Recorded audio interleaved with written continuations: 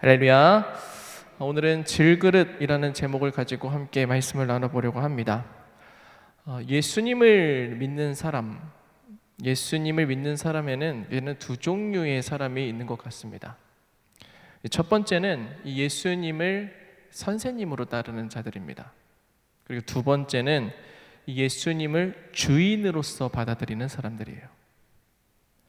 이 두 사람 모두 예수를 따른다고 이야기를 합니다만 그 신앙의 본질이 다릅니다. 선생님으로 여긴다는 것은 배운다는 의미입니다. 내가 선생님에게 그 선생님이 가지고 있는 지식, 선생님이 가지고 있는 사상, 그것들을 배워서 내 삶을 조금 더 발전시키기 위해서 선생님을 찾아갑니다. 반면에 주인으로 인정한다는 것은 전혀 다른 차원입니다. 그거는 단지 배우는 게 아니라 내 인생의 주권을 맡기는 고백입니다. 내가 결정하던 자리에서 물러나고 그분이 내 삶을 이끄시도록 내어드리는 신앙, 그것이 주인으로서 고백하는 겁니다. 우리 모두가 우리 예수님을 나의 주인으로 섬기기를 주님의 이름으로 축복합니다. 선생님이 아니라 주인입니다. 우리가 주님이라고 하는 부분은 뭐냐면 My Lord, 나의 왕이시여, 나를 다스리시는 이시여 라는 고백이지 않습니까? 그래서 우리는 주님을 따를 때에 선생님이 아니라 나의 주로 따르는 거예요. 교회 안에는 주여 주여 부르는 자들이 다 있지만 누군가는 그분을 선생님으로 따르고 누군가는 주님으로 받아들입니다. 선생으로 여기는 사람은 존중은 하는 거예요. 그렇지만 여전히 자신의 판단이 남아 있습니다. 그걸 듣고 교훈으로 받아들이고 나를 발전시킨다라는 개념이에요. 그렇지만 주님으로 여기는 사람은 자신의 판단을 내려놓고 순종합니다. 주께서 말씀하셨기에, 주님이 하라고 하시기에 내가 합니다 라는 고백입니다. 복음서를 보면 제자들이 예수님과 함께 있을 때에 예수님을 어떻게 불렀는지 보면 선생님이라고 불렀습니다. 선생님, 라비어 라고 불러요. 그런데 그들이 예수님이 부활하신 후에 그들의 입술이 바뀌게 됩니다. 그들의 고백이 바뀌게 되는데 요한복음 20장 28절 말씀에는 도마가 예수님을 만난 뒤에 이렇게 고백을 합니다. 나의 주님이시여, 나의 하나님이시니이다. 예수님의 제자들은 예수님을 이제 선생님이 아니라 주님으로 부릅니다. 예수를 주님이라 고백하는 것은 단순한 존칭이 아닙니다. 이것은 내 삶에는 이제는 주님밖에 없습니다. 내 안에 나는 죽고 주님만이 있습니다 라는 고백인 것입니다.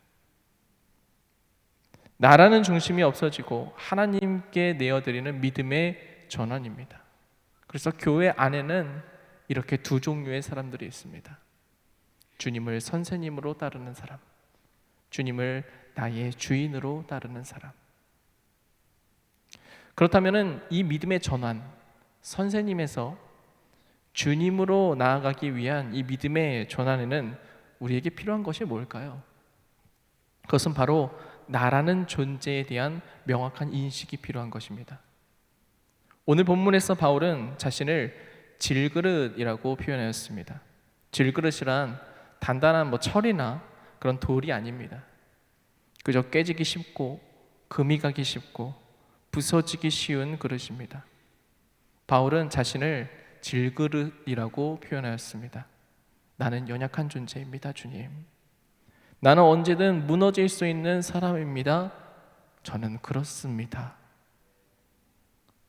이 고백은 그저 자기 비하가 아닙니다. 그것은 진리를 향한 정직한 자기 인식입니다. 육신을 입고 있는 인간은 본질적으로 한계의 약함을 인정하기가 쉽지가 않습니다. 그럼에도 불구하고 바울은 자신을 인지하고 자신을 질그릇 같은 자라고 고백하면서 또다시 고백하기를, 말씀해 보니까 내 안에 보배가 있다라고 고백을 합니다. 이게 굉장히 중요한 고백입니다. 깨지기 쉬운 질그릇 안에 하나님께서 보배를 담아주셨다.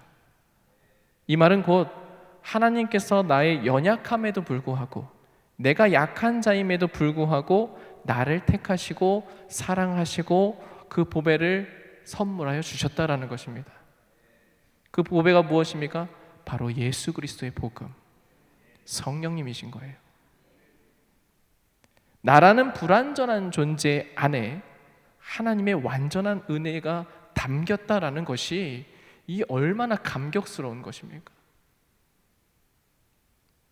그래서 바울은 그러한 자신의 존재 가운데 부어진 그 보배, 그 은혜 가운데에 이렇게 고백합니다. 오늘 본문 말씀 4장 7절의 말씀인데요, 우리 함께 한 목소리로 읽어보겠습니다. 함께 있습니다. 우리가 이 보배를 질그릇에 가졌으니 이는 심히 큰 능력은 하나님께 있고 우리에게 있지 아니함을 알게 하려 함이라. 아멘. 할렐루야. 성령의 능력. 바울은 자신의 연약함 속에서 하나님의 능력을 봅니다. 자신의 한계를 볼수록 그 안에서 더 선명하게 드러나는 하나님의 은혜를 발견하게 되었다라는 거예요.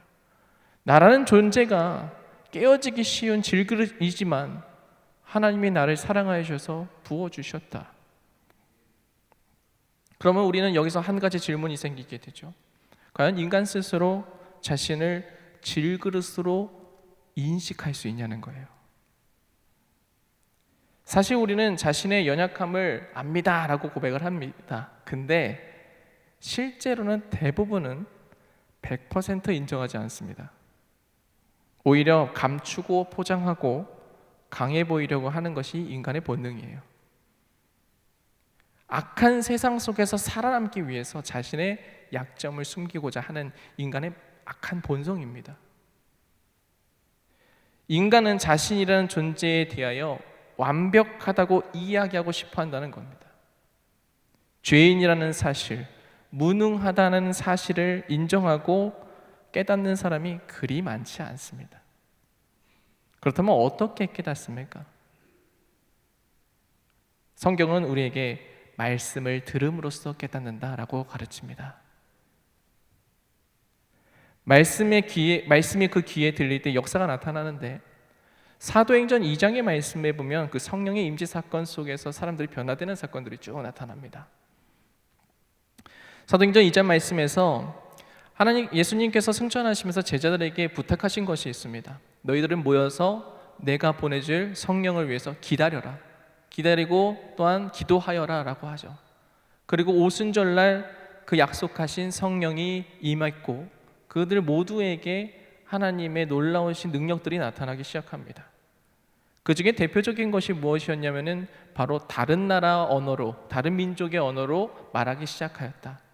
방언이라고 부르는 그 역사들이 나타나기 시작한 겁니다. 그 모습을 보고 수많은 사람들이 놀라게 됩니다. 예수님을 알지 못하는 수많은 사람들이 저들이 어떻게 해서 다른 나라 언어를 쓰는가? 저들이 어떻게 하여서 저들이 한 번도 배운 적이 없는 저 언어를 쓰는가 하고 놀랍니다. 그때에 베드로가 나타나서 설교를 하게 되죠. 요엘서의 말씀을 들어서 예수 그리스도의 오심을 전파하게 되죠. 그 과정 가운데에 수많은 이들이 말씀을 듣고 찔림을 얻었다라고, 찔림을 받았다라고 기록합니다. 지금 무엇입니까? 말씀이 그에게 임함으로 말미암아 뭘 깨달은 거예요? 자신을 인지하기 시작했다라는 겁니다. 자신이 어떤 존재인지를 인지하기 시작했다. 그래서 사도행전 2장 37절에 보면은 형제들아 우리가 어찌할꼬 하라고 물어보면서 베드로에게 물어봅니다. 그때 베드로가 말하길 너희가 회개하여 예수 그리스도의 이름으로 세례를 받고 죄 사함을 받으라. 그리하면 성령의 선물을 받을 것이다 라고 이야기해 줍니다.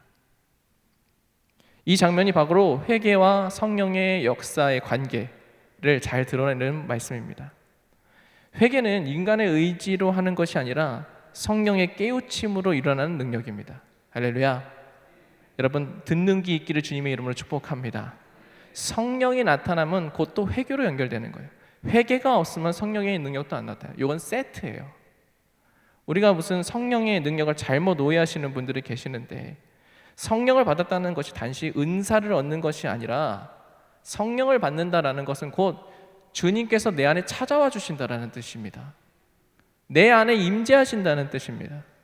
은사는, 성령의 은사는 내가 주님의 일을 함에 있어서 그것을 도와주는 일종의 탤런트고요.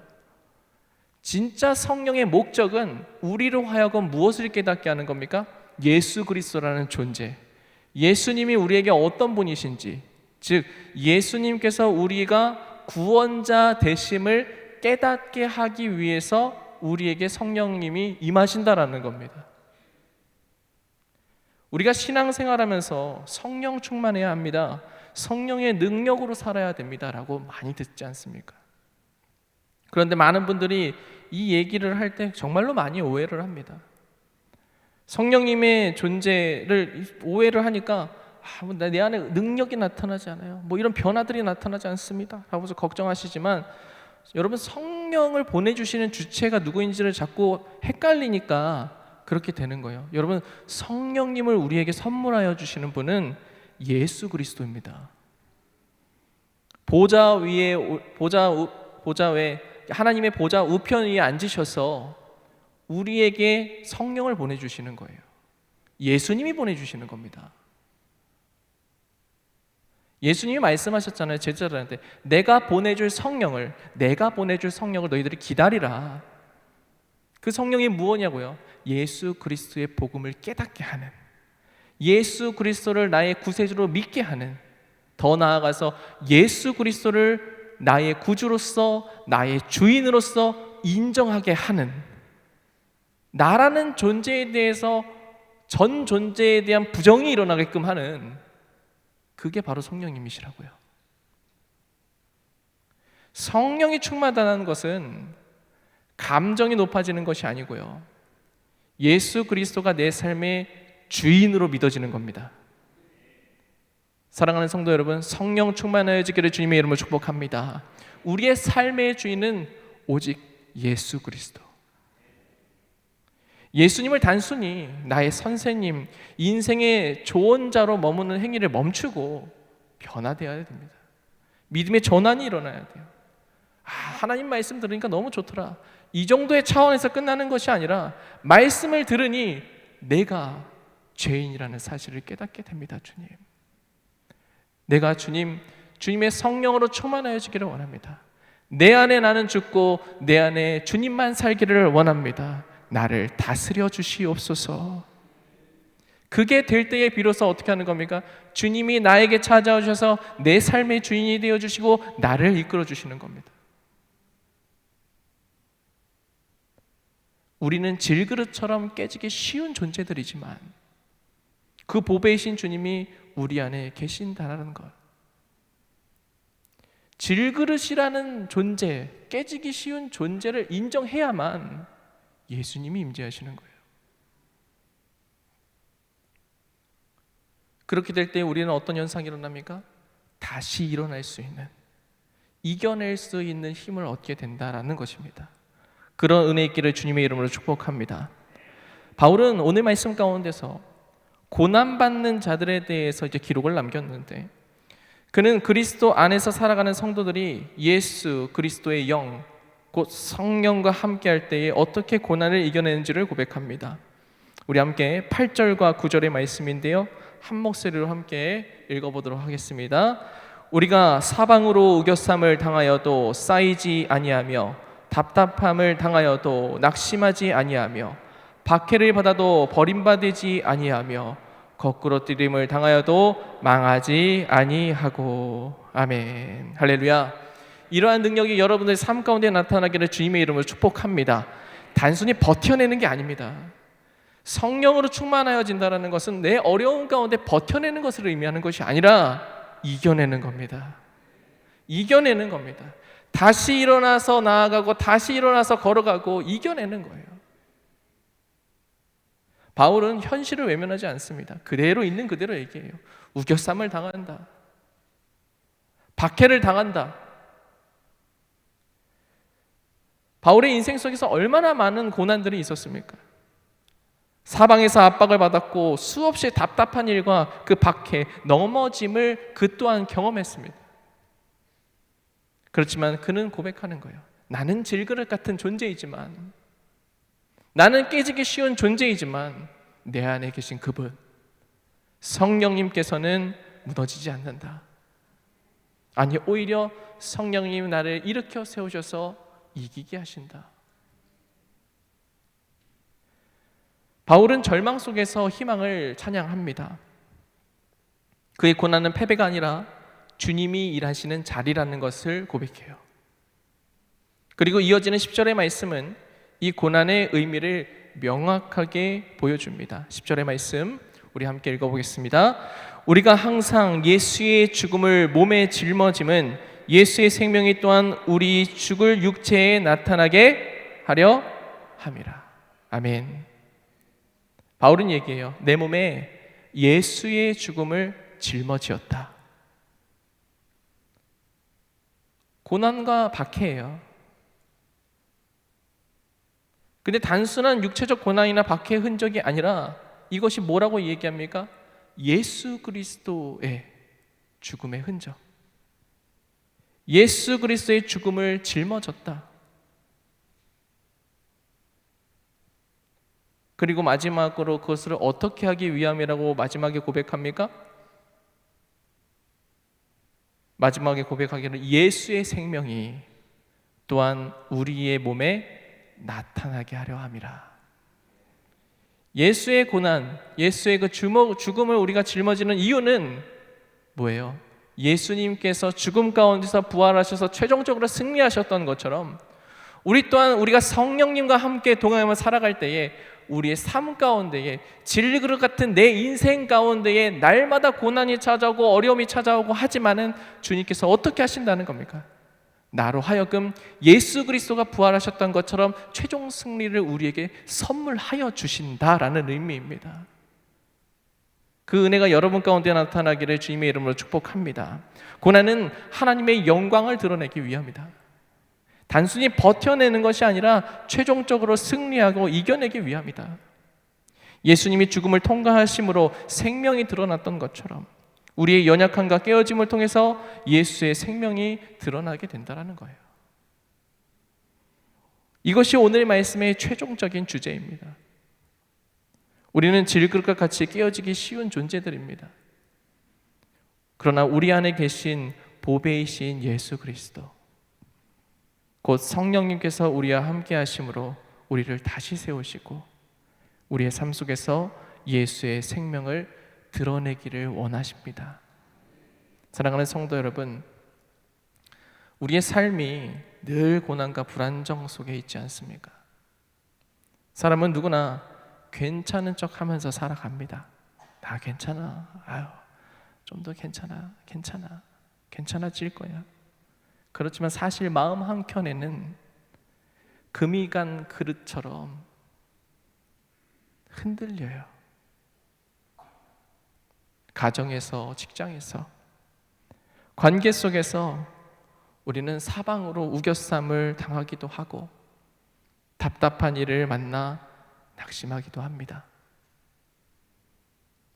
믿음은 지키고 싶지만 때로는 현실의 무게가 너무 무거울 때가 얼마나 많은지요. 그럴 때 우리는 자꾸 이렇게 고백해요. 내가 믿음이 부족해서 그래요. 내가 더 열심히 해야 하는데. 하지만 성경은 우리한테 그렇게 이야기하지 않습니다. 오늘의 본문 말씀 7절의 말씀처럼 우리가 이 보배를 질그릇에 가졌으니 심히 큰 능력은 하나님에게 있고 우리에게는 있지 아니함이라. 즉 문제는 질그릇의 약함이 아니라 그 안에 보배를 잊어버렸다는 거예요. 우리가 믿음이 약하다라는 것을 고백할 때는 내가 살고 내 안에 주님이 살지 못한다라는 겁니다. 믿음의 전환은 나의 인정으로부터 시작된다 말씀드렸습니다. 내가 깨지기 쉬운 질그릇이다. 제가 예전에 청년들한테 설교할 때 그런 설교를 했어요. 괜찮은 척 하지 마라. 주님 앞에 나 괜찮습니다라고 하지 말고, 믿음 있는 척 기도하지 말고, 있는 그대로, 내 연약함 그대로 주님 앞에 나와서 기도해라. 내가 주님과의 1대1 관계 속에서 숨길 게 무엇입니까?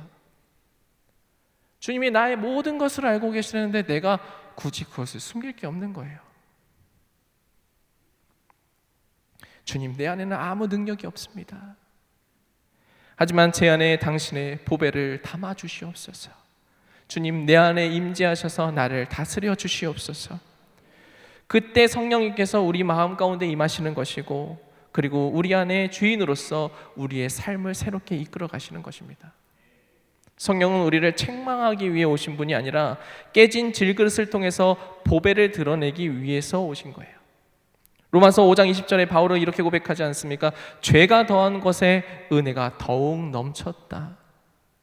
내가 질그릇으로서 깨지기 쉬운 존재라는 것, 내가 죄인이라는 사실을 철저하게 고백하며 나아갈 때에 뭐가 더하다는 겁니까? 은혜가 더 우리에게 임한다라는 겁니다. 즉 하나님의 임재하심과 하나님의 인도하심이 더욱더 선명하게 나타난다라는 거예요. 하나님은 죄를 덮으시는 분이십니다. 이 덮으심이란 단순히 감추는 것이 아니라 깨어진 질그릇 위에 은혜를 입히시는 은혜인 거예요. 우리의 죄와 상처를 보시고 그 위에 그리스도의 피를 덮는 것입니다. 일본에서는 질그릇을 고칠 때 킨츠기라는 기술을 씁니다. 이게 뭐냐면 깨진 질그릇에 금을 가지고 와서 금을 간 곳을 떼우는 것을 이야기해요. 그러면 어떻게 됩니까? 그 금 간 곳에 금으로 떼운 흔적이 쫙 나타납니다. 그리고 그 질그릇, 고친 그 질그릇을 예술성을 더 높게 쳐줘요. 금으로 붙인 자리가, 그 금간 자리가 오히려 가장 아름답게 평가되듯이 주님께서 덮으신 흔적이 우리의 인생 가운데 가장 빛나는 겁니다. 우리가 금가고 깨지면서 그 그릇 가운데 금가고 깨져 나갈 때 우리가 주님을 찾아가면 우리를 그 보배로 덮어주시는데, 그 금가한 것을 주님의 마음으로 감싸주시고 떼워주시고 새롭게 하시며 아름답게 빚어주시는 겁니다. 그것이 진정한 복음의 능력, 성령의 역할인 거예요. 깨진 질그릇이 은혜로 덮여 다시 쓰임받는 그 은혜, 그것이 우리를 살리는 것입니다. 이제 우리가 해야 할 일은 예수를 단지 선생님으로 두는 데서 멈추지 않는 것입니다. 선생님은 믿는 신앙이 아니라 배우는 신앙입니다. 그러나 주님으로 믿는 신앙은 맡기는 신앙인 거예요. 내 전 존재를 주님 앞에 드립니다. 질그릇 같은 나이지만, 깨지기 쉬운 나이지만 주님 앞에 내어놓습니다. 예수를 주님으로 인정하는 것, 내 인생의 주권이 이제 내게 있지 않습니다. 나는 죽고 내 안에 그리스도께서 사시는 것이라.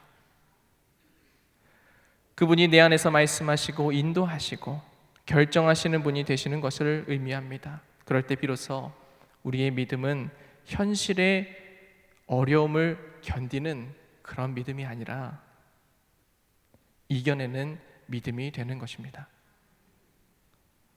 여러분 모두가 그 은혜 가운데 거할 수 있기를 주님의 이름으로 축복합니다. 우리는 질그릇과 같습니다.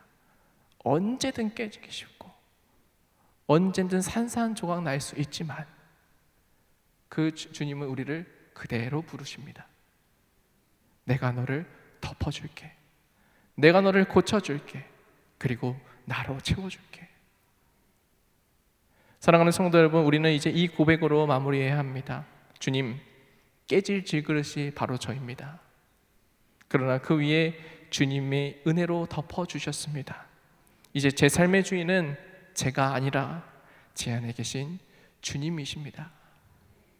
이것이 바로 복음의 전환이며 질그릇의 회복이며 성령의 능력으로 사는 삶입니다. 주님은 우리의 깨어짐을 통해 당신을 비추시기를 원하십니다. 그리고 그 빛이 어두운 세상 속에서도 하나님의 영광을 드러내기를 원하십니다. 여러분의 삶이 그렇게 아름다운 인생 되어지기를 주님의 이름으로 축복합니다. 우리는 질그릇과 같습니다. 언제든 깨어지기 쉽습니다. 그렇지만 주님이 우리를 고쳐주십니다. 그 보배를 우리가 담고 있는 것입니다. 그런 은혜가 여러분 가운데 날마다 흘러가기를 주님의 이름으로 축복합니다. 기도하겠습니다.